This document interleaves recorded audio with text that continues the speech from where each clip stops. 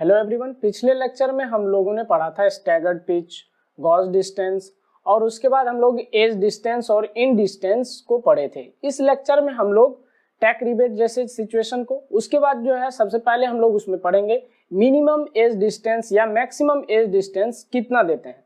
तो उससे पहले सबसे पहले जो आपको लास्ट वीडियो में भी मैं एक आपको स्ट्रक्चर लेके मैं आपको बताया था कि कैसे उसमें आप एज और इंड को समझ सकते हैं। चलिए आइए सबसे पहले आपको मैं वो बताता हूं, उसके बाद आपको मैक्सिमम एज डिस्टेंस या मिनिमम एज डिस्टेंस हमको कैसा कितना लेना चाहिए उसको हम लोग देखेंगे। सबसे पहले मैं आपको वो स्ट्रक्चर दिखाता हूं।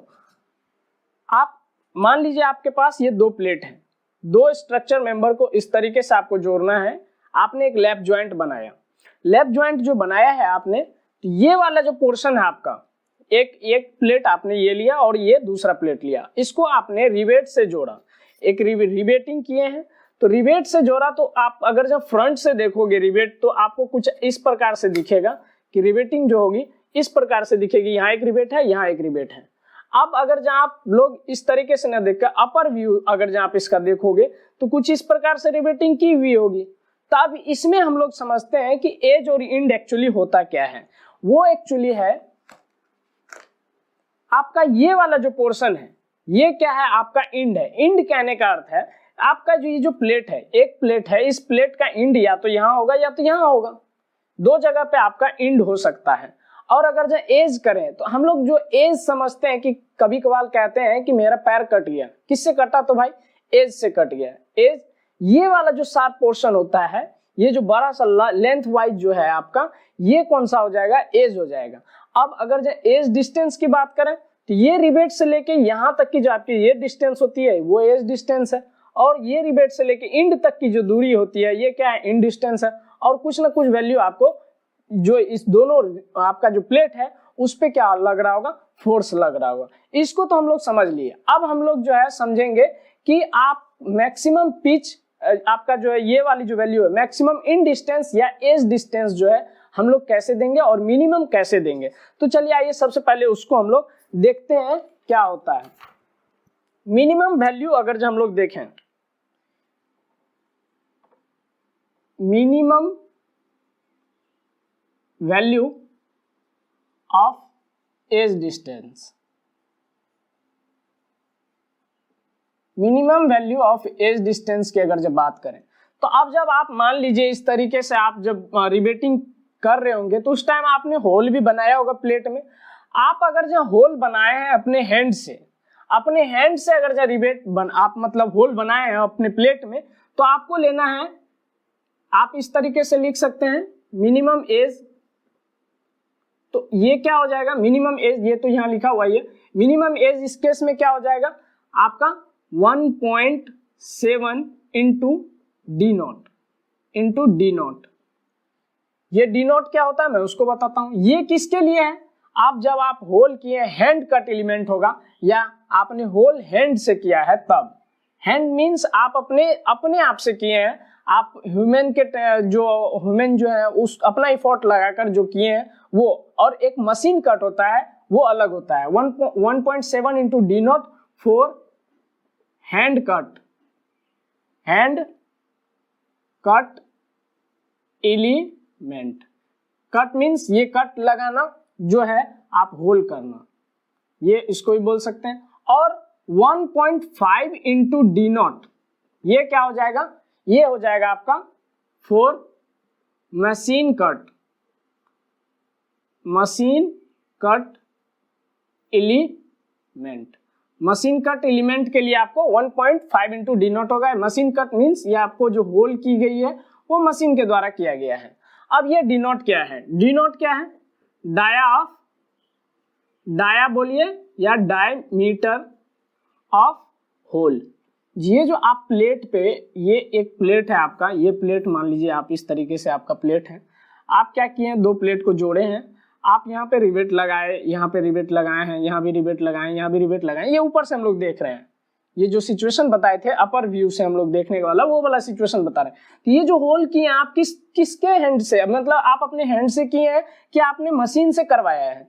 तो जो उस तरीके से अगर जो होल आपका हैंड वाला है तो 1.7 इंटू डी नॉट क्या हो जाएगा, आपका minimum value of edge distance होगा। अब रीजन क्या है, आपको मिनिमम वैल्यू आप दे रहे हैं, एज डिस्टेंस आप मिनिमम ले रहे हैं, रीजन क्या है, रीजन क्या है, टू रीजन क्या हो सकता है, जैसे आप ये वाली वैल्यू बताइए, आप ये इतना कम से कम आप इतना रखना चाहते हैं, अरे नहीं, हम चाहे ये प्लेट को इस तरीके से, ये इतना हटा हुआ है, ये डिस्टेंस कुछ ना कुछ है, मैं सोच रहा हूं यहां लगा देता हूं, होल यहां बना देता हूं, एक होल यहां कर देता हूं, तो क्या होगा उस केस में, ये रिवेट आपका लोड लेगा ही नहीं, और उस केस में आपका क्या हो जाएगा, या तो शेयरिंग फेल्योर हो जाएगा, या बियरिंग फेल्योर हो जाएगा, या आपका यहाँ पे क्या हो जाएगा, प्लेट का स्प्लिटिंग हो जाएगा, ये काम ही नहीं करेगा, फिर ये आपका काम नहीं करेगा, तो दो प्लेट को आप जोड़े हैं, वो क्या करेगा, स्प्लिट कर जाएगा। तो रीजन क्या है, to protect from shearing failure, bearing failure,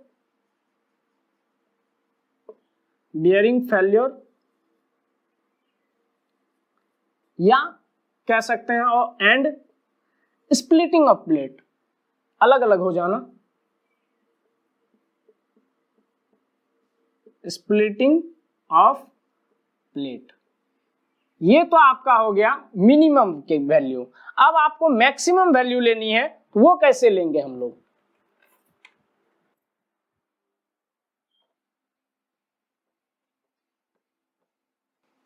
ये आपका मिनिमम था, अब हम लोग मैक्सिमम वैल्यू लेते हैं।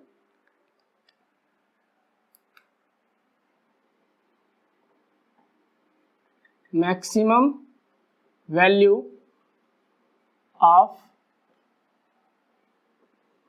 एज या इन डिस्टेंस, वो मैक्सिमम वैल्यू आप कितना लेंगे, ऐसा भी तो नहीं है ना कि आप मतलब कुछ भी आपने मतलब से आपने कुछ भी वैल्यू लगा दिया मैक्सिमम, वैसा भी तो नहीं है, कुछ ना कुछ आपको रिकमेंड की होगी आपके इंडियन गवर्नमेंट ने, इंडियन पेनल कोड जो है उसके अनुसार से आपको जो है, जो आईएस रिकमेंडेशन होता है, इंडियन स्टैंडर्ड का जो रिकमेंडेशन है, उसके अनुसार से आपको मैक्सिमम कुछ ना कुछ दिया गया होगा। तो maximum value of edge distance की अगर जब बात करें तो वो कितना है, 12t इंटू एप्सिलॉन। ये क्या है, थिकनेस। अगर जब हम लोग एज मैक्स की बात करें, एज मैक्स, वो एज मिनिमम था, एज मैक्स की अगर बात करें 12t इंटू एप्सिलॉन होगा। अब ये t क्या है, t एज यूजुअल आपका thickness of thinner plate, maximum cases में हम लोग थिकनेस ऑफ थिनर प्लेट की हम लोग बात करते हैं। t क्या है, thickness of thinner plate.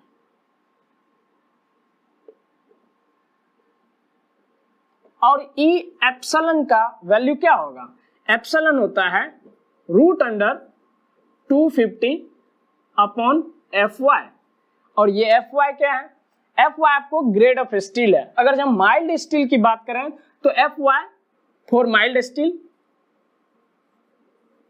Mild steel की अगर हम लोग बात करें तो ये जो ग्रेड ऑफ स्टील है Fy की वैल्यू वो कितनी होती है, 250 होती है न्यूटन पर mm², ये आपकी वैल्यू होती है। और इस केस में आपका एप्सिलॉन की वैल्यू क्या हो जाएगी, √250 अपॉन 250, तो वो क्या हो जाएगा, √1 का 1 हो जाएगा, तो ये एप्सिलॉन की वैल्यू 1 हो गई। तो एज मैक्स आपकी क्या हो जाएगी, एज मैक्स क्या हो जाएगा आपका, वो हो जाएगा 12 इंटू टी। अब तो ये हम लोग ले लिए। अब आगे जो है हम लोग और भी जो है हम लोग देखेंगे कि अब इसके बाद जो हम लोग को पढ़ना होता है टैक रिवेट। इसके बाद में बताया था टैक रिवेट एक पढ़ना है। टैक रिवेट क्या होता है उसको आइए समझते हैं, इसको आप लोग नोट कर लिए होंगे। अब हम लोग टैक रिवेट पे आते हैं, और ये इसका जो रीजन है, ये भी रीजन क्यों देते हैं, रीजन क्या है कि आप मैक्सिमम जो है आपको एज डिस्टेंस इतना ले सकते हैं, उससे ज्यादा आप नहीं ले सकते हैं। तो वो क्या हो सकती है रीजन होगी स्प्लिटिंग के लिए। आप अगर जहाँ इस तरीके से आपका प्लेट है, आप प्लेट को क्या कर रहे हो, जोड़ रहे हो दो प्लेट को, और आपने रिवेट लगाया। अब मैक्सिमम आप क्या कह रहे हैं कि यहाँ मैं लगा दिया, यहाँ होल लगा दिया, और ये वाली डिस्टेंस ना बहुत ज़्यादा कर दिया मैं कोड को फॉलो ना करते हुए मैं क्या किया, इसको बढ़ा दिया। अब इसको बढ़ाने के साथ होगा क्या कि इस तरीके से आपका जो प्लेट है, आपको इस तरीके से जो प्लेट है,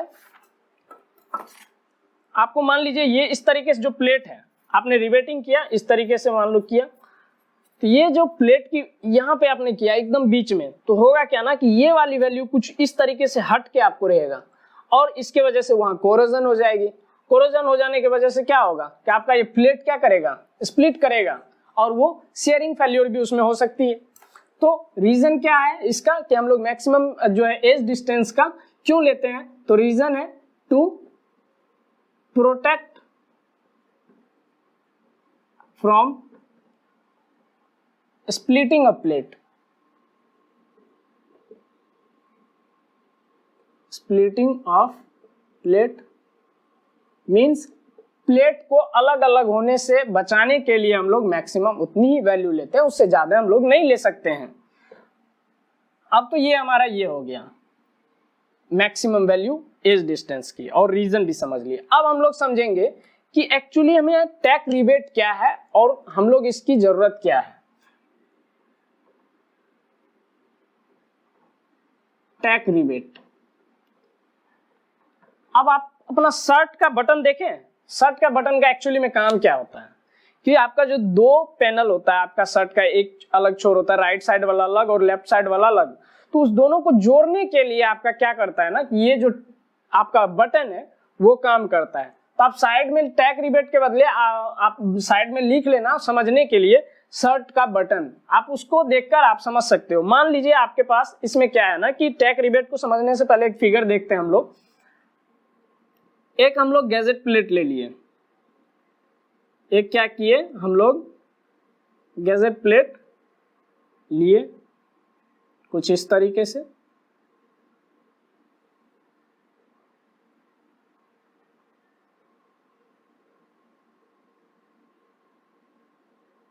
इस तरीके से आपने एक प्लेट लिया और क्या किया आप एक एंगल सेक्शन लगाए। यहाँ पे एंगल सेक्शन क्या किए आपने, एक एंगल सेक्शन, एक गैजेट प्लेट को जोड़ने के लिए आपने दोनों साइड से back to back, B to B आपको कहीं कहीं न्यूमेरिकल में आएगा, उसको बैक टू बैक समझेंगे। बैक टू बैक आपको दो एंगल सेक्शन लगाए। जैसे मान लीजिए आपका एक एंगल सेक्शन ये वाला हो गया, मैं दूसरे कलर से आपको शो कर देता हूँ एंगल सेक्शन को, वो ज्यादा इजी होगा। इस तरीके से आपका एक एंगल सेक्शन आया,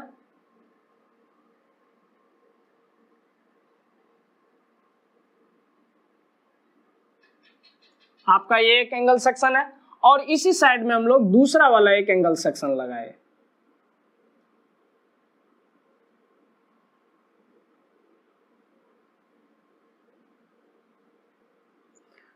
एंगल सेक्शन क्या होता है, चैनल सेक्शन क्या होता है, इसके लिए मैं एक अलग से वीडियो बना दूंगा, उसमें आप समझ लेना। इस तरीके से आपका एंगल सेक्शन आपको दिख रहा है, एक एंगल सेक्शन हम लोग जोड़े हैं। अगर जब हम इसको एक्सटेंड करें तो ये कैसा दिखेगा, एंगल सेक्शन जो है आपको किस प्रकार से दिखेगा।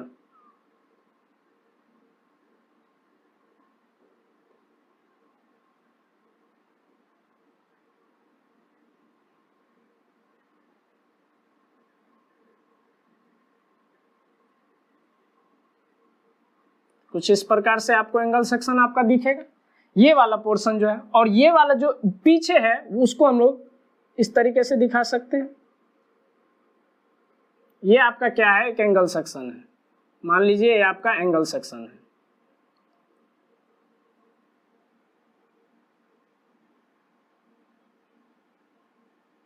ड्राइंग थोड़ा मेरा कमजोर है, फिर भी मैं कोशिश किया हूं सही बताने का।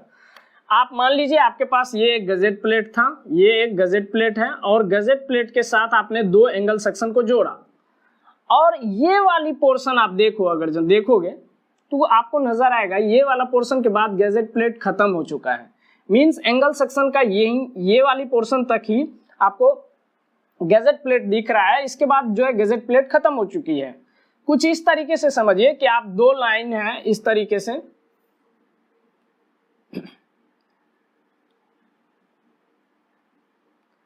आप इस तरीके से मान लीजिए दो आपको प्लेट जोड़ना है और बीच में ये वाली जो पोर्शन है हम लोग क्या किए, गजेट प्लेट का लगाए। ये वाली पोर्शन हम लोग गजेट प्लेट लगा दिए। अब इस दोनों को जोड़ने पर आपको दिख रहा होगा कि ये वाला जो पोर्शन है ये खाली खाली सा रह गया है। तो अब हम लोग डिफिनेशन की अगर जब हम लोग बात करें तो ये क्या है, आपका स्ट्रक्चरल मेंबर में ना तो ये लोड लेता है, टैक रिबेट आपको कोई लोड भी नहीं लेगा, ये बस क्या करेगा कि यूनिफॉर्म दिखाने का, साथ में दिखाने का, यूनाइट करके दिखाने का आपको क्या करेगा, कोशिश करेगा। टैक रिबेट क्या है, in structural member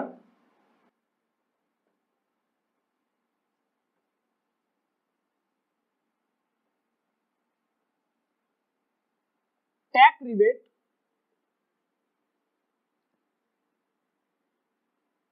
helps in combining two plates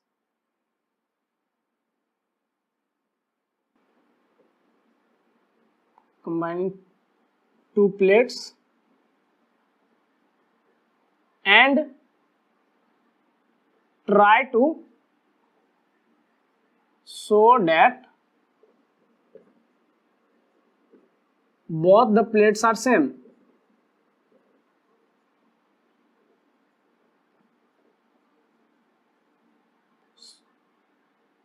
plates are same, ये सेम करने का मतलब कोशिश करेगा कि ये दोनों क्या है ना, आपको एकदम साथ में है, सेम आपको ये वाली एंगल और ये वाली एंगल सेक्शन जो है दोनों एक जैसा दिख रहा है। अब क्या होगा ना, उस केस में आपका ये और भी एक केस आता है इसका, क्या कि जो ये जो है कोई लोड को नहीं लेता है, कोई लोड कैरी नहीं करता है tax rebate, it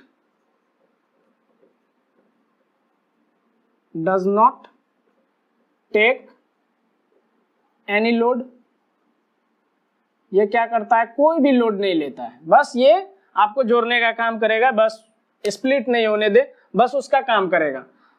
red marker ले लूं तो मैं आपको मतलब रिबेट दिखा सकता हूं।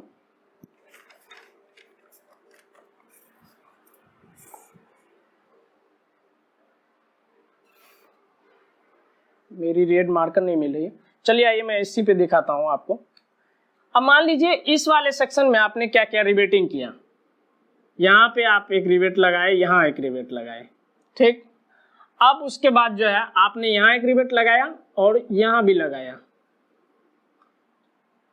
और मान लीजिए इसमें और भी दिखा देता हूँ, ये भी रिवेट लगाया।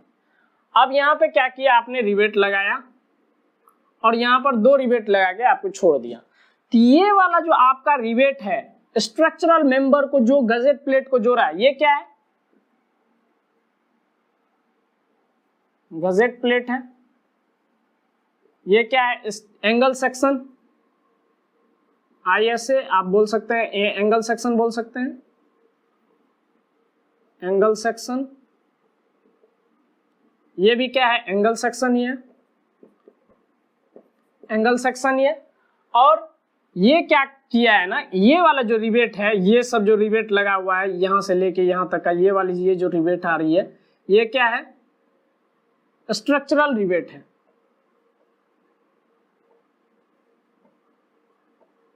स्ट्रक्चरल रिवेट है। और ये वाली जो रिवेट है वो आपको बस शो पीस के लिए, ये आपका टैक रिवेट है, टैक रिवेट है। अब आपका क्या है ना कि मान लीजिए यहां पे मैं दिखा देता हूं, इस तरीके से आपका कोई एक रिवेट लगा हुआ है,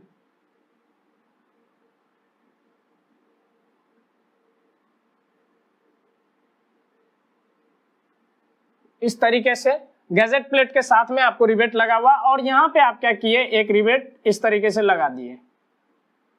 ये रिवेट का काम बस इतना है कि ये दो प्लेट को जोड़ के रखेगा। ये वाला क्या है, आपका टैक रिवेट है, हमको जो पढ़ना है। अब हम लोग, ये टैक रिवेट है। तो अब हम लोग को एक बात होती है कि मतलब समझना होता है इसमें कि ये मैक्सिमम जो है दो टैक रिवेट जब ले रहे हैं तो उस दोनों के बीच में मैक्सिमम डिस्टेंस कितना रखें, जिसको हम लोग डिस्टेंस बोले, तो इसमें पिच कितना रखना पड़ेगा। अगर जो उसकी हम लोग बात करें, पिच क्या था हमारा, टेंसाइल फोर्स लग रहा था, उसके पैरेलल में हम लोग ले रहे थे डिस्टेंस, तो पिच कितना होगा। तो मैक्सिमम और मिनिमम पिच जो है टैक रिवेट के लिए हम लोग, उसके लिए हम लोग बात करते हैं। सबसे पहले इसको हम लोग इरेज कर लें।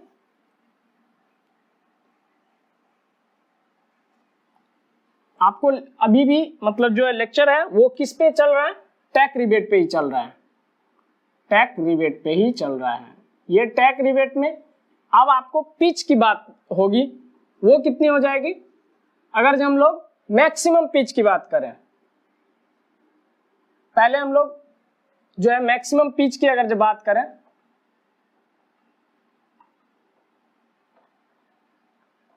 मैक्सिमम पिच की बात करें तो अब एक बात बताइए, सबसे पहले जो हम लोग एक कंडीशन पढ़े थे जो पिछले वाले पिच के लिए, हम लोग टैक रिवेट वाली पिच के लिए नहीं, मैक्सिमम पिच जो है उसके लिए जो हम लोग ले रहे थे वो कितना ले रहे थे? 16T या 200 mm, और एक क्या था कंप्रेशन मेंबर के लिए 12T, और क्या था हमारा 200 mm, which ever is lesser value, वो हमारा क्या होता था? पिच होता था। अब इस केस में टैक रिवेट के केस में हमको कितना लेना है? जब आप टैक रिवेटिंग कर रहे हो, जो आप अपना जो भी गैजेट प्लेट वगैरह को जोड़े, उसके बाद आप उसको कहीं ना कहीं तो यूज किए होंगे। अगर जब आप इन्वायरमेंट में एक्सपोज किए उसको, आप इन्वायरमेंट में कहीं पर आप जाके उसको एक्सपोज किए हुए हैं, मीन्स आपने कहीं बाहरी जगह पर जहाँ पे मॉइस्चर के कांटेक्ट में आपका प्लेट वगैरह जितना भी था वो सिस्टम आपका आ सकता है, तो उस केस में मैक्सिमम क्या होगा? और जब आपका जो है आपने वेदर कंडीशन को ध्यान में रखते हुए आपने क्या किया, आपने अंदर में ही कहीं पर इंस्टॉल किया जहां पर आपका पानी और धूल बरसात से आपको उसको बचा सकते हैं, तो उस केस में क्या होगा?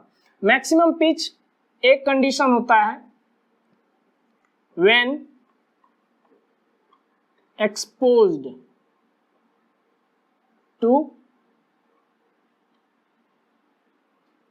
टू मॉइस्चर बोल सकते हैं, मॉइस्चर, तो वो वैल्यू हो जाएगी 32 इंटू टी और 300 mm। इस केस में आपको पी मैक्स क्या लेना है? पी मैक्स की वैल्यू हो जाएगी, और इसमें से which ever is lesser, which ever is lesser, which ever is less, वो वैल्यू क्या हो जाएगी? हमारी पिच हो जाएगी। अब ये तो कंडीशन हो गया आपका टैक रिवेट में जो मैक्सिमम पिच ले रहे हो, बस वो है maximum pitch for tack rivet. हम लोग कोई और चीज नहीं पढ़ रहे हैं। और रीजन क्या है आपका? टैक रिवेट को हम लोग जो मैक्सिमम पिच इतना ही दें, क्यों दें इतना? उसका रीजन है, आप अगर जब मैक्सिमम पिच इतना से आप ज्यादा दे देते हैं तो क्या हो जाएगा? गैप रह जाएगा, और एक्सपोज किया हुआ आपको मॉइस्चर के कांटेक्ट में आएगा, जंग लगेगा, जंग लगेगा तो क्या हो जाएगा ना कि ये जो आपका गैजेट प्लेट वगैरह जोड़ा हुआ था, उधर जंग लगने के बाद क्या हो जाएगा? आपका वो टूट जाएगा, वो प्लेट ना आपको फेल कर जाएगा, वो टियर हो सकता है, या तो आपको जो वो सिस्टम है उसमें आपका शेयरिंग फोर्स की वजह से वो जो है शेयरिंग फेल्योर हो जाएगी उसमें। तो आपको पी मैक्स इंटू टी और 300 mm में से जो लेसर वैल्यू है उसको लेंगे। टी क्या है हमारा? Thickness of thinner plate, thickness of thinner plate, thinner plate. अब मिनिमम क्या हो जाएगी? दूसरा आता है when exposed to not exposed to moisture, when not exposed to moisture, when not exposed to moisture के P max की वैल्यू क्या हो जाएगी? आपको P max की वैल्यू हो जाएगी जो पहले हम लोग लेते थे। कितना लेते थे? टेंजाइल फोर्स में, मान लीजिए वहां पे टेंजाइल फोर्स लग रहा था, इस तरीके से आपका एक गजेट प्लेट मान लीजिए ऐसे था, और आपने क्या किया? एक मेंबर को इस तरीके से जोड़ दिया, इस तरीके से आप क्या किए? जोड़ रहे हैं उसको। तो आपका क्या, जैसे यहाँ रिवेटिंग वगैरह किए हुए हैं आप, तो आपका जो वैल्यू है वो कितना हो जाएगा? नॉट एक्सपोज टू मॉइस्चर के कांटेक्ट में आपका कितना हो जाएगा? वो हो जाएगा 16T और 200 mm, which ever is less,